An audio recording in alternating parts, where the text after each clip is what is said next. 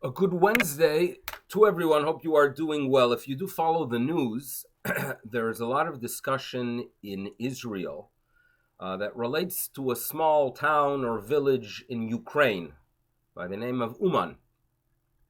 And why is there a debate, a discussion, and why would a small location in Ukraine become a significant discussion as we lead up to Rosh Hashanah and as we are dealing with, unfortunately, this pandemic?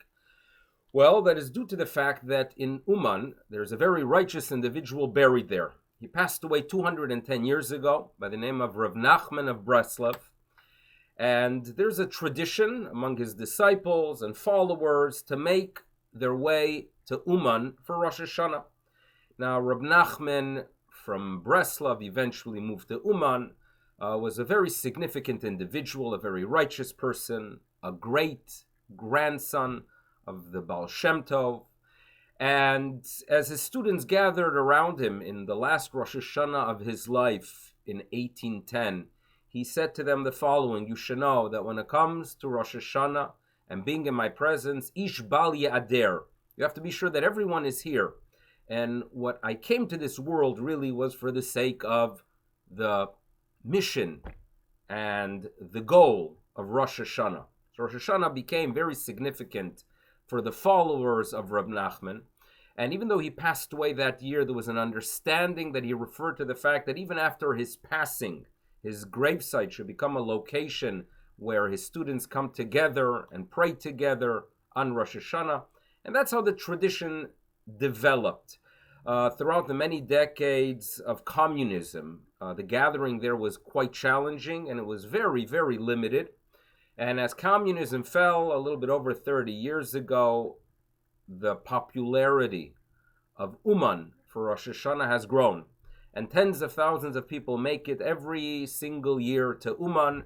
And that's why we have this challenge this year. It's not a wise idea to go ahead and gather thousands and tens of thousands of people in a small area.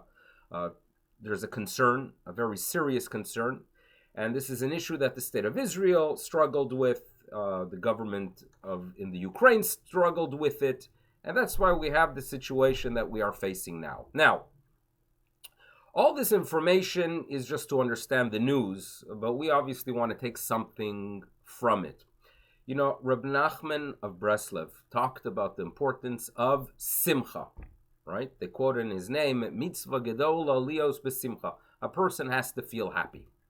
Now, Rosh Hashanah is a day where we focus more on Yira, fear. You know, it's a significant day. Things are determined. We have to work on ourselves, strengthen our relationship to the higher being, and start the process of tshuva, of becoming better in areas that need fixing. And is it possible to bring the two together? You know, does Yira and Simcha really have the ability to come together? And I would like to share with you the fact that I believe it is very possible, and it's a must to bring Yira and Simcha together. Now, I'll explain it the following way. Imagine you had a person who was stuck in Siberia in the winter. It was freezing cold, bitter cold, and was dreaming of one day leaving. Eventually, someone discovered a path that leads them to freedom. So this is a path. They make their way through Siberia. And it was a very narrow path, extremely narrow. And on the one side, there's actually a cliff, so you had to walk the path with caution. They were cold throughout the journey. And right as they are leaving that terrible region, there's a big fire on one side. Okay, so they had to walk on the path. There's a cliff on one side, a fire on the other side. But actually, as they were walking through that narrow path, they were able to warm up.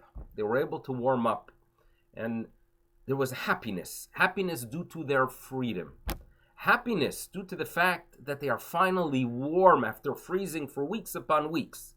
At the same time, there was caution because they were aware of the fact that to the right, there's a fire. You fall in, you don't survive. To the left, there's a cliff. So there's a blend there of happiness and fear. The two come together on Rosh Hashanah as well. Yes, there's a level of Yira. There's something very significant being determined on this day. Let's be mindful of it, right? Let's work on ourselves. Let's meditate. Let's appreciate the wonderful messages we're going to have in tefillah. At the same time, there has to be happiness because we are connected to something very warm. It's warm for our soul, right? There's meaning in life. There's a relationship to the one that gives us guidance and purpose in existence. What is life, right? What's the purpose if not for connecting to the higher being? That's the warmth, and the warmth brings simcha, brings happiness. And actually, there's freedom waiting for us afterwards as well. We're going to get rid of our chataim, get rid of the sins, feel the happiness, and at the same time recognize that it is indeed a place where there is a level of yira. So I think we could take something from the Breslov approach and bring it into our Rosh Hashanah, right? Gilu, be happy, bere'ada, and at the same time you could tremble. The two come together. So although we don't have a solution for the crisis in Uman, and perhaps one day, who knows, maybe the state of Israel will bring the remains of Reb Nachman to somewhere in the state of Israel. Imagine how good it will do for the economy of some area in the south, perhaps in the north, if they could rename a little village Uman in Israel, right, and have all the Chassidim come, 30,000, 40,000, 50,000. Imagine how good it would be if they don't travel to Ukraine, and we know very well the history of the Ukraine and their attitude towards the Jewish people. And in some ways, it's a pity that they are benefiting from our connection to that very righteous individual. But a solution we don't have, a message we could learn. Let's feel privileged. Let's feel happy. And yes, it's a mitzvah to recognize the significance of what we are doing, significance of the season, and it will bring us simcha. So let's do our part. For now, keep up the good work, and let's prepare for a wonderful Rosh Hashanah, and it should be a year of blessing, a year of good news. That's what we are waiting for. A wonderful day. Bye-bye.